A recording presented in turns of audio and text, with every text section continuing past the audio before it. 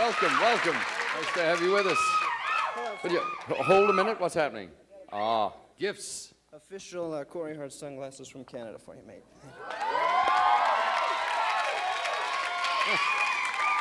Wait a minute now. Well, before we start, Yeah, the band. introduce your associates. Gentleman is Gary Bright from Toronto. He plays keyboards. Thank you, Gary, for joining us. Nice to have you aboard, sir. On drums? Gentleman's Bruce Smallfit. He's from Toronto as well.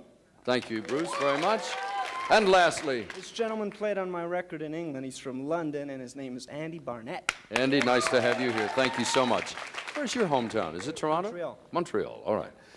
This thing, the sunglasses at night, you had finished this whole album, then all of a sudden you decided to inject this into Well, it? it's typical me that I went over there and recorded an album, and I hadn't written the first single yet. So I went over there, we did the whole record, and then I had this concept for Sunglasses at Night.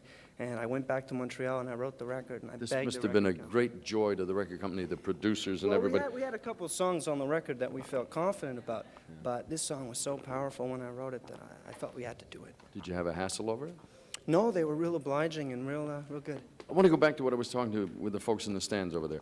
When you went to New York, were you working or were you just in the periphery of the music business? Well, no, I was actually in the studio doing some demos. I ran into Richie Canada, who played saxophone for Billy Joel.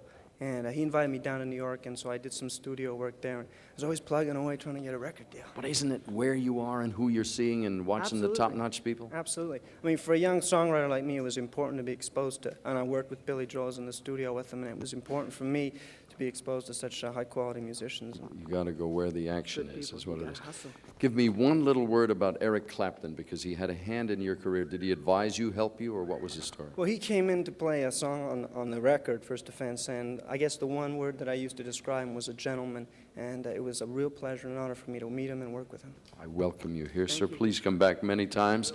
Corey, gentlemen, if you will follow me rather than get trampled, if we exit stage right, we'll take you over there, ask you to sign the back of the scenery and all of that, and we'll catch up with you over there. Corey Hart, ladies and gentlemen.